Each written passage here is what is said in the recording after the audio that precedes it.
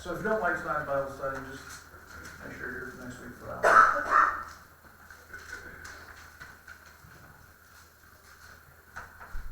Does anybody not know who Onan is? I don't really know who he is. Read it up next week, and then let me know what you think. Isn't he, no kids on the other side of the family? Was that code for something? No. All right, Genesis 37, let's pray. Father, thank you again for our time. Pray you bless us as we meet. In Jesus' name we pray. Amen. Sorry, Joe, if I known you were stepping in, I would have extended the prayer a little bit there. Maybe you could pass around that little thing that you're drinking out of for the rest of us. Sure.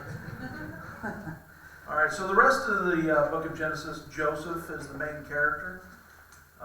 There's many parallels between Joseph and Jesus. We'll cover some of those. Some are pretty good, some are a little iffy. All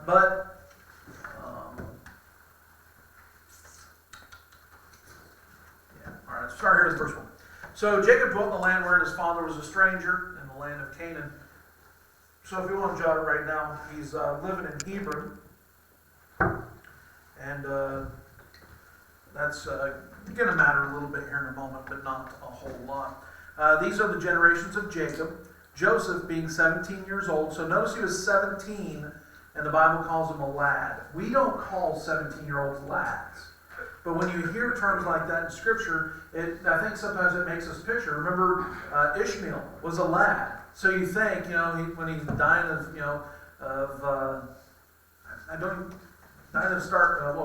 starvation, dehydration.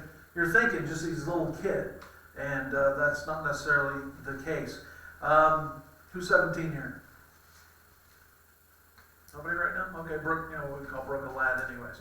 And was feeding the flock with his brethren, and the lad was with the sons of Bilhah and the sons of Zilpah, his father's wives, and Joseph brought unto his father their evil report. Now, the Bible doesn't really talk about what the evil report was. However, we can surmise from a lot of what we've already read and the things coming up that just the sons of Jacob were not, the children of Jacob just weren't the best examples of what we should be living our lives after. Jacob did not have great kids. Imagine the strife, though.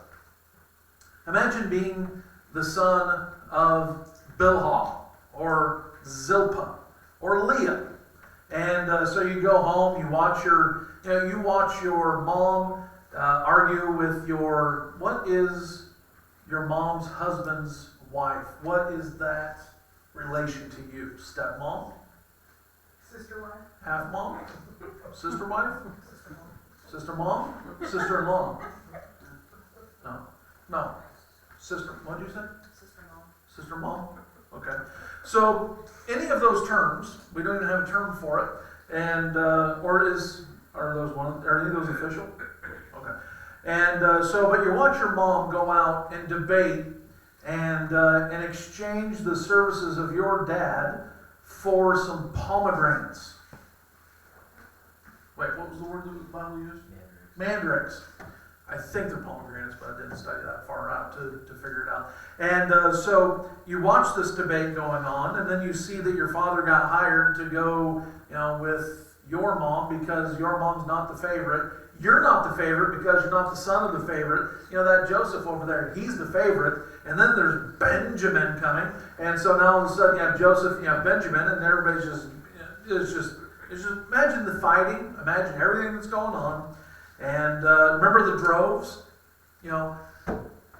I had to be in the third drove. Up there, Zilpah and her, had to be in the first drove. Yeah, we didn't get to be in the back with Rachel and the favorite. And so they got sent over in droves. If those people die, the first one's in line. Zilpah and her kids.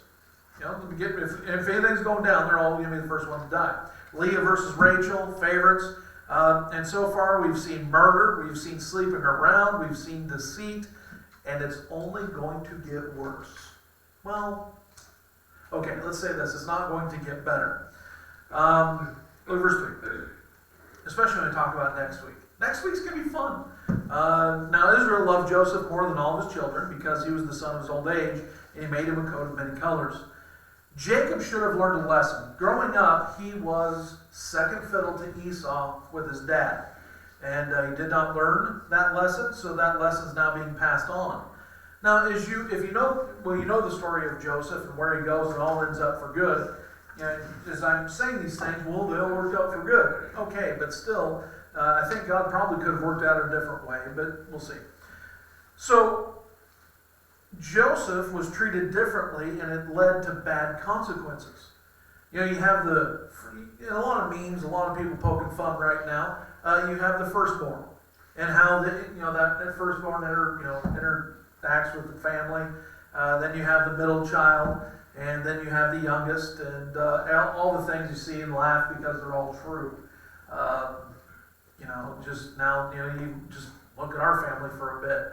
Look at how we raised Titus. Now look, what Brooke gets away with murder, according to Titus. And, so we learn as parents, we grow as parents. Most of us always have, and I've said this to our kids, we have always had the best interest of our kids at heart in everything we've done. It maybe not came across every time that way, and it maybe didn't work out always that way. But we always had it. Normal parents have that. But what you find here, so we treat our kids differently but fairly. We interact with our kids differently. Even with your kids, we all interact differently with different people. So our interaction might be different, but it should always be fair. And here, you don't find that happening. It's like in a conversation I had recently. We just don't see it when we're in the middle of it. Sometimes we're doing those things. We hate something in our parents, and then we don't see that we're doing the same exact thing because that's where we learn to parent from our parents, and things get passed generationally. But you just don't see it when you're in the middle of it, and it's I didn't call name for Angela to look right directly at you, Becca. And I was laughing, or you do, because they live with you and you can see it firsthand. Oh, whatever. But the thing is, we learned from our parents. We shared genes with our parents, and so typically, we're going to act a little bit like them, and not completely. Like with my dad. My dad left when he was 4. I can hear my dad coughing when I cough. I know sometimes when I'm sitting, the way I hold my arm occasionally, I'm like, wait, where'd that come from? My dad did that. Although I cannot sit like my dad did half the time. He was a skinny guy. And, it's fun. I picked up, I think, most of my parenting tendencies more from my brother than from anyone else. But, it's funny because if you were to come tell me, here is a shortcoming you have in your parenting, it'd be difficult for me to hear that. Would it be, if I came up to you and said that, is that something you'd readily accept? No. We're in the middle of it. We just, we don't see it. And so that happens. But here, Jacob is doing that with Joseph. Look at verse 4. And when his brethren saw that their father loved him more than all his brethren, they hated him and could not speak peaceably unto him. My sisters have dealt with this. Those of you that have been close to my family, going back, you know that my mom always had a soft spot for her boys. The boys were the favorite, and the girls were not. We know this. This is, even my mom would laugh about it. And so when I teach this, I have to teach it from the point of view of my sister, who, recently I posted a picture of me my senior year. I played my last football game, played against Thurston. I never beat Thurston in football. Never lost to him in wrestling, though. But I wasn't in a good mood. I just lost last game, and Mom's there next to me. Actually, I'm talking about the wrong picture. It's the picture of me wearing 44, so it'd be my junior year. Lisa's right there. My mom's in the background. I've never noticed this in the picture, but my sister commented, "Oh, looky there, it's your mom in the background." I'm like, she's your mom too. And but we all know how that went. You the favorite, couldn't do anything wrong, and but it did cause problems in our family. We all have it in us to want to please our parents, And when we can't do it or perceive that we haven't, our reactions aren't usually right. And then we do stupid things on top of that in order to make it worse. So look here in verse 5. And Joseph dreamed a dream, and he told it his brethren, and they hated him yet the more. Couple of thoughts. You don't have to tell everybody everything that happens in here in your head. That's the first little thing. And you don't tell people about your dreams. It just never goes right. You should have seen it. My dream, I was walking through this supermarket and the floor was covered with marshmallows and I was completely freaked out. And Joe, you were there and you're trying to tell somebody a dream, you're trying to capture it, you were frightened. I couldn't run, and I was falling, and I thought that I was swimming, and I tried to breathe underwater, and I started to, and then I woke up, and I was in the middle school locker room with just my underwear on, and I was completely freaked out. And so, what are you doing? Angela, have you ever shared your dreams? I come from a family of the strangest, craziest dreams we ever had. Okay. I have strange, crazy ones, but nobody knows about it. Conversations we have. Okay. Then, if that works for you, go ahead and do it. But it's amongst friends, right? Okay. Let's get back to Bible talk. Remember the bus when we had to, preach for 3 minutes on the bus each? I struggled to fill 3 minutes. But there was one guy that got up every week and told us about all these things he was going to do. He's going to go to Phoenix, and which, by the way, him saying that was, I thought God originally was having me go to Phoenix. I don't know why. And but when he said that, I was like, oh, never mind, can't be two of us, and I don't want to be within 50 miles of that guy. And so, you know what I'm talking about there? You do, Travis. And we can straighten that. He's never going to watch us. And but he kept on talking about all the things he's going to do. If we reach just 3 families a year, and they reach 3 families a year, and he's doing the math, and within a year, we're going to be running 30. But in 2 years, we're running 90. And 3 years, like you're not going to lose anybody in that meantime. Like you're not going to have people just show up randomly and leave, and all this sorts of neat stuff. And just keep your dreams to yourself, unless you want to talk to somebody else. What now? Your dream. It's like a different dream. Yeah. What? It's like goals, like dreams and goals. Yeah. I'm not talking about your dreams of life. Of course, if you're me, you keep them to yourself anyways. Like I'm gonna, talk about what dream I had or what dreams, and then whatever. Anyway. You don't have to tell everyone everything that passes through your head. Are you going to work on that, Angela? Okay, good. This happened to me recently. Conversation. And if he's watching, that's great. I'll tell him the same thing I told him before. If you think you saw something and nobody believes you, well, stop talking about it. Just do. If you think he's got a sign from God, what you do is you do something about the sign. You don't just go around repeating it, trying to find somebody who believes you. It's crazy. I remember in high school looking for a sign for myself, and it was August. I was riding my bicycle on a hot summer night, like I generally did, and had my Walkman. Remember back when we had Walkman? Was it Walkmans? Walkmen? And, the tape, same tape, playing over and over the whole time. I used to ride up to Kelly Butte, ride all over the place, stop one place, ask for a sign, looked up and saw a shooting star. You know what? It was August. If it was August 12th, there's a good reason, because there's always shooting stars on August 12th. It's August 12th? Yeah. And, but you know what? I still took it as a sign. I just took it as God speaking to me, but I didn't tell anybody about it. I'm not even telling you about it. And, but if I were to tell somebody that, well, it's August 12th. Yeah. Okay, I don't even remember this person's name. Years ago, there's this woman who told me that this person had passed. I'm not making fun, but I am going to make fun here in a minute. And this person had passed, and, this truck was their favorite, and I went out one night, and the headlights flashed at me. And I just know that was that person let me know that they're okay. Me as a young pastor, even as a young punk, I did not argue with it. Oh man, that's awesome. Great, because, oh, that's not the way it works. No, come on, you felt comfort in it. I'm going to leave you alone. And, but at the same time, I went home and said, you know what, Lisa, if I die before you, I am not going to appear in the headlights of a vehicle. I'm not going to appear on the TV screen.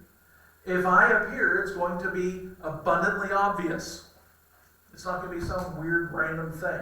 A certain animal that shows up, a certain way of rainbows across the sky. That's not how it works. Now, if I'm shooting down somebody's sign right now, I'm sorry. I didn't mean to do that. But I took what I saw as a sign, and it's mine. I'll go ahead and own it. I'll take it. But it was August 12th. Okay. So, but so you take your sign as you do. But at the same time, you hear something like that. If I'm in heaven and I have the ability to let you know that I'm there, why would I use headlights to do it? Okay, fine. So Joseph told his father their evil report. They hate him. He wears the coat of many colors, now tells him his dreams. This guy's just building a case against himself. So now the following dreams also clear up some mystery and revelation as well. We'll cover those. Look at verse 6. And he said to them, here I pray you this dream which I have dreamed. Can you just see 11 men, well actually 10 men rolling their eyes? That's what's happening right now. For behold, we were binding sheaves in the field, and lo, my sheaf arose and also stood upright, and behold, your sheaves stood round about. See you, Pastor Matt? And made obeisance to my sheaf. And verse 8. Well, you're in this thing too? Yeah. You're going to miss the best part of this thing. Oh, yeah. Better watch it. Look. Did you say no, I'm not? No, I said, oh, yeah. Oh, okay. Verse 8. And his brethren said to him, shalt thou indeed reign over us, or shalt thou indeed have dominion over us? And they hated him yet the more for his dreams and for his words. So here's the question. Did they believe him or just hate him for the dream? And I think they just hated him for the dream. All right, now the woman and the son, well, that's actually what it is in Revelation. Look here, verse 9. And he dreamed yet another dream, and told his brethren, and said, behold, I have dreamed a dream more. And behold, the sun and the moon and the 11 stars made obeisance to me. So here, the sun and the moon is who? Well, let's go ahead and read verse 10. And he told it his father and his brethren, and his father rebuked him, and said unto him, what is this dream that thou hast dreamed? Shall I and thy mother and thy brethren indeed come down to down ourselves to thee and to the earth? I'm sorry, bow down ourselves to thee to the earth. So you go back to verse 9. Who's the son? Jacob, right? Okay. Then who's the moon? Would be, well, wait, what would be the moon here? Would be, I guess, Rachel, kind of. And then the 11 stars would be the 11 brothers. All right, so let's go to Revelation chapter 12. Because remember, when I taught Revelation, I made it clear here. Everything in the book of Revelation is found somewhere else in the Bible. It's not just, people talk about, everything being, what's the words? No, not allegory, symbolic. That's not. Now, yes, but, okay, where it is symbolic, you know what it's symbolic of. Look here in Revelation chapter 12, look at verse 1. And there appeared a great wonder in heaven, a woman clothed with the sun, and the moon under her feet, and upon her head had a crown of 12 stars. So this, and when people read it, then they get confused. They think that Revelation chapter 12 is talking about Mary. And it doesn't. It is talking about Israel. Israel, many times throughout the Old Testament, is referred to in the feminine form. So when you read through this, it's not talking about the trip to Egypt and the 2 years there.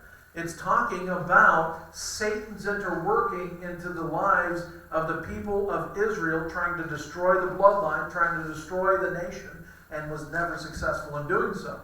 And so you read here, look at verse 2. And she being with child cried, travailing birth and pain to be delivered. So that's actually talking about all the way up to Jesus Christ, because this is certainly talking about Jesus Christ, but verse 1 is not talking about Mary, it's talking about, in this case, it can be Rachel.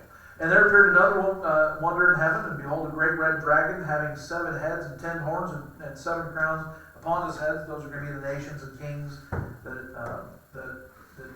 he controls. And this tail drew a third part of the stars of heaven, and did cast them to the earth, to that's already happened. And the dragon stood before the woman, which was to be ready to be delivered for devour her child as soon as it was born. And so again, people read that thing, it's Mary, it's not. And she brought forth a man-child who was to rule all nations with a rod of iron, so it's obviously Jesus. And her child was caught up to God into his throne, which so now that's where Jesus is. And the woman fled into the wilderness, where she had the place prepared of God, that they should feed her 1,260 days. So, carried away, Matthew 25:26, where it says that you've done the least of these unto my brother, you've done unto me. It's talking about those people who take in Israel during the tribulation. And those there, 1,260 days, that's 1,260, which is times a half time, 3.5 years, 36 months. And so then it talks about the war in heaven. And he's not going to watch this anymore. I was thumbing through a guy's Facebook page. He wants to start preaching. And he wants to start talking about the 1,260 days. He talks about the wars that are going to happen during that time. It's not about war in heaven. It's not talking about war on earth. And holy cow, just some of the stuff was said.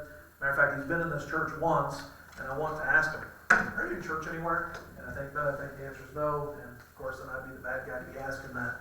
And anyways, so and just really reminding you, Revelation chapter 12, verse 1 is talking about Israel. It is not talking about Mary. So, let's go back to Genesis 37 and finish up over there. And his brethren envied him, but his father observed the same. So again, believed and hated, or just hated? And I think it's just hated. Hate can person some pretty stupid places. Have you ever been hated so much that people just really cannot do anything logical towards you? Have you ever hated somebody that much? The answer for me for that one's yes. And all of a sudden something small comes up and you fly off the handle. People be like, what in the world's going on? And there's a lot of hate and bitterness still in there from something that happened 20, 30 years ago. And so that name comes up and I just rather stay away from it. And so, that happened. Well, maybe you are more forgiving. See, the problem is a good memory. And sometimes a good memory is not the best thing in the world to have. So, sometimes hate just gets in the way, and sometimes it gets in the way even with us, and it's something, sometimes it's a protection, but, I can't give any blanket statements about that, because sometimes there's a good reason for you to hate somebody. Sometimes there isn't, and sometimes there's always a place to forgive, but there isn't always a place to forget. Forgiveness is about you, forgiveness isn't about the other person. Let's say I hated Joe Harper. He didn't know about it, but then all of a sudden I forgive him. I don't have to. Did you know I hate you, Joe? No, he doesn't. So then all of a sudden I don't have to go to him and say, you know what, I forgive you. He's like, for what? It was already wasted. Why did I do that? I didn't need to do that. Forgiveness is about me. Forgiveness is about me freeing myself from my own prison, not about doing anything towards him. Forgiveness is about dropping the sword towards him. I don't want anything bad to happen to him anymore. Pray for him on occasion, but you know what, I'm getting on with life. And maybe reconciliation needs to happen, but it doesn't always need to happen. You don't always need to reconcile with people. Abusers? Yeah. All right. So Jacob sends Joseph, let's go to verse 12, and his brethren went to feed their father's flock in Shechem. So this could be 20 or so miles away that he sends Joseph. And Israel said to Joseph, do not thy brethren feed the flock in Shechem? Come and I will send thee unto them. And he said to him, here am I. And so the next few verses, I'm not really sure why it's there. If anybody has any idea, I'd be glad to hear them. And he said to him, go, I pray thee, see whether it be well with thy brethren and well with thy flocks, and bring me word again. So I sent him out of the vale of Hebron. Remember we said that in verse 1. And he came to Shechem. And a certain man, these are the verses, I really don't know why they're here. And a certain man found him, and behold, he was wandering in the field. And the man asked him, saying, what seekest thou? And he said, I seek my brethren. Tell me, I pray thee, where they feed their flocks. And the man said, they are departed thence. And for I heard them say, let us go to Dothan. And Joseph went after his brethren and found them in Dothan. Does anybody know why those three verses are there? I don't have a lesson. I don't have anything. I couldn't even find a commentary other than said, yeah, you must have passed by this tent quite a bit. And why? Why does the Bible just say he went to Dothan? And I don't have an answer for that. If you do, let me know. All right, so now we see the conspiracy for the next 3 verses. And when they saw him afar off, even before he came nearer to them, they conspired against him to slay him. So their hate has gotten so bad, they're willing to kill their, is this half-brother? Are they half-brothers or step-brothers? Half, okay. To kill their half-brother. Of course, Benjamin's not there. And they said one to another, Behold, this dreamer cometh. So, again, building the case there. Come now, therefore, let us slay him and cast him into some pit, and we will say, Some evil beast hath devoured him, and we shall see what will become of his dreams.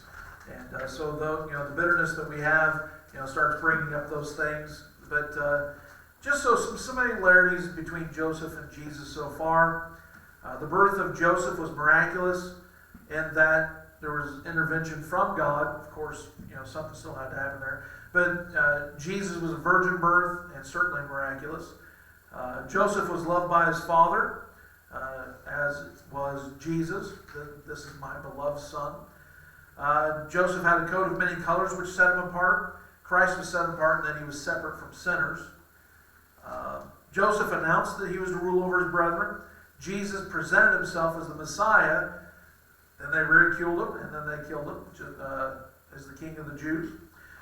Joseph was sent by his father to his brethren, as was Jesus, and looking for the lost sheep of the house of Israel.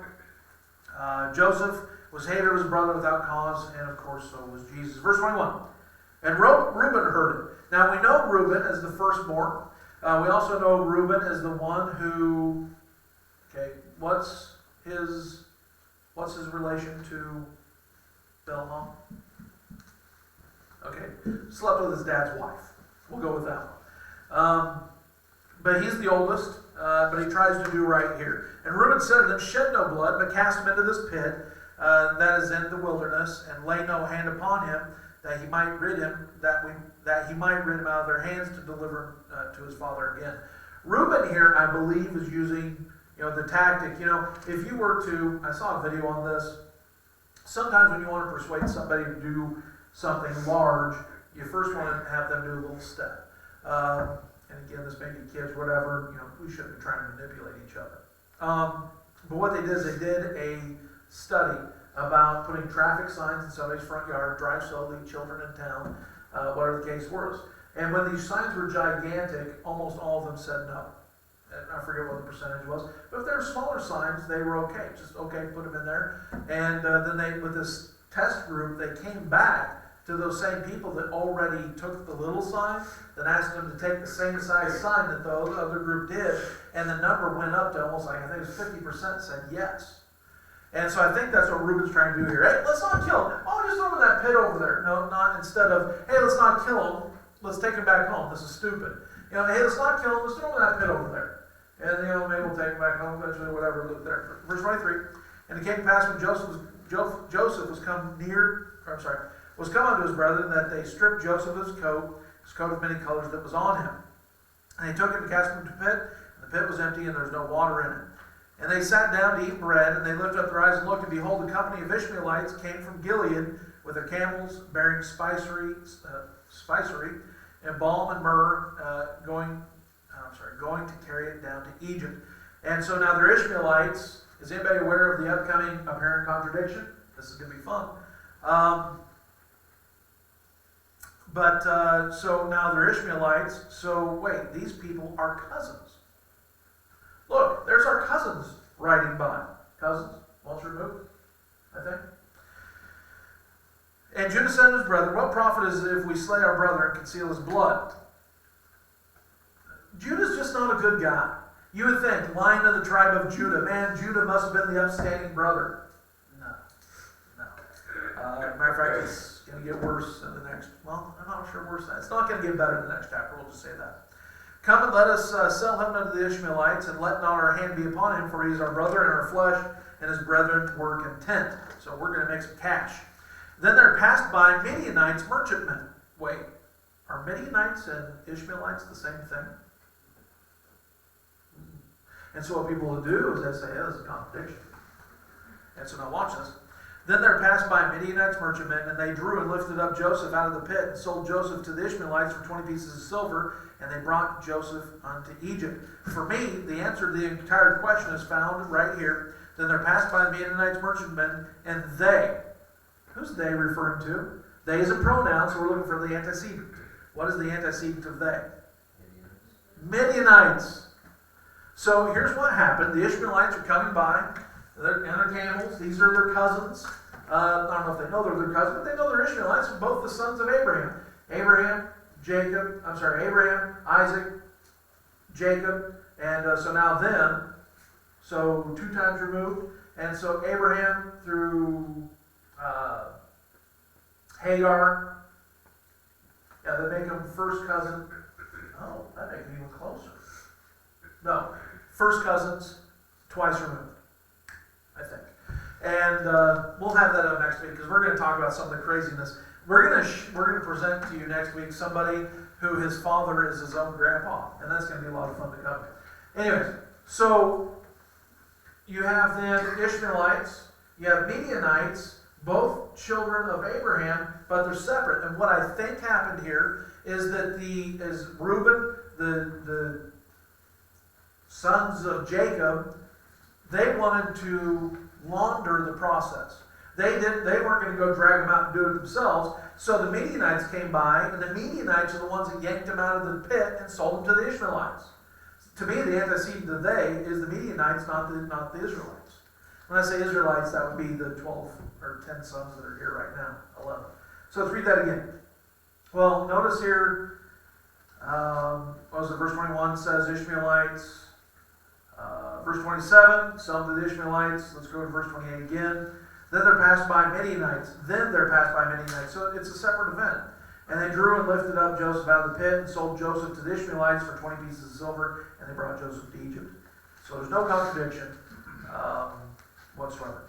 And Reuben returned into the pit, and behold, Joseph was not in the pit, and he rent his clothes. I don't know if they actually told Reuben what they actually did.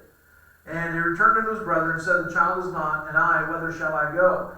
He's already been in trouble once in his life, and this is going to be another time. And they took Joseph's coat and killed the kid of the goats and dipped the coat in the blood. Now they don't lie to their dad, but they allow him to reach a conclusion that is not true. And they sent the coat of many colors, and they brought it to their father. Now notice there, they sent it and brought it. If you send somebody and you have authority to send, you have sent them, but you have also sent your presence, right? That's going to clear up a contradiction later, because when Jesus heals the centurion's daughter, centurion, I think it is, in one passage it says he came, and the other one it says he sent messengers. Well, let's just speak like, some of you send, somebody to do something in your name. You are, in essence, sending yourself. And so that's what that means there. And said, this we have found. Know now whether it be thy son's coat or no. They knew it was the coat. They hated the coat. They knew every stitch of the coat. But hey, Dad, is this the coat that, was Joseph's? We don't know. And he knew it and said, this is my son's coat, and evil beast hath devoured him. Joseph is without doubt rent in pieces. So notice this, Jacob deceived Isaac with a lamb and is now being deceived with one. Interesting. A little bit of still when you reap what you sow. And Jacob rent his clothes and put sackcloth upon his loins and mourned for his son many days. All right. And all his sons and all his daughters rose up to comfort him. Wait, what? What? Did you catch that? Did you catch the word? Daughters! See, they didn't just have 12, 13 kids. Rose up to comfort him, and he refused to be comforted, for he said, for I will go into the grave unto my son mourning. Thus his father wept for him. So Dinah wasn't the only daughter. And the Midianites sold him into Egypt unto Potiphar, an officer of Pharaoh's, and captain of the guard. That's going to be a story we're going to cover now in a couple weeks. And you're going to see the redemption of Israel as they go down to Egypt. Which, by the way, they'll go to Egypt about 185 years. And we're going to do the math to show that to you and to prove it. Because, the Bible says they're there 400, and then one place says 430, but only uses 185. Why is that? Again, it's not a contradiction. It's good stuff. Next week's gonna be fun. Yes. So if the Ishmaelites bought it, how did the Midianites sell it? So the Midianites maybe gave the money to them, and then the Midianites then sold it to the Ishmaelites. Just go between party. Middleman. Say that again? So the Midianites would have given, if they got the money at all, they could have swindled them, but the Midianites, so the Ishmaelites go by, the Midianites go by, and while they're there, they yank him out of the pit, give Reuben and all of them, well not Reuben, but give the sons, let's just call them Israelites, the money, even though they're not Israelites, and so then the Midianites take and sell to the Ishmaelites, taking them one step away from the Ishmaelites. And don't ask me why, because I don't know. I'm just saying. wondering because it says the Midianites sold him to Egypt in the last verse. But the Ishmaelites bought him from. Well, and if the brothers sold him, why does he go to the pit and say, oh my gosh, where'd he go? What? Reuben went back to the pit and said, He wasn't there. where is he at? No, but then he returned to the brothers, which means. Reuben never asked, Somewhere and else. it's not clear that he knew. Okay. Yes, Beck, I don't have an answer to that question. Because that was my other thought too, was Reuben went to the pit, so I wasn't there, and then returned to the brothers, so the brothers weren't at the pit, returned somewhere else and didn't know where it was. Yeah. I mean, that kind of makes my explanation a little bit less likely, but then people talk about the Midianites and the Ishmaelites being close enough related to being the same people. But why would they be called a different name? And I understand that as well. Does it ever say anywhere that the brothers actually got the money for selling him? I didn't see it. So I was just thinking, what if they stole him? Like, the Midianites stole him, and the Ishmaelites paid him, and then they left, and they were like, our brother's gone. Yeah, I don't know. The only thing I'm saying is there's not a contradiction there. Right, yeah, I I don't- understand that. That's all I'm They saying. might not have to have paid him either, because they wanted to make it look like he was dead. Right. And the way I was reading it is they said among themselves, well, let us go sell him to the Ishmaelites, but then at the same time, the Midianites passed by, they might not even talk to them. Midianites just saw him. The Ishmaelites gave them the idea. Hey, by here's a saying- slave, and took him and sold him. I'll go with that too. It's probably better than mine.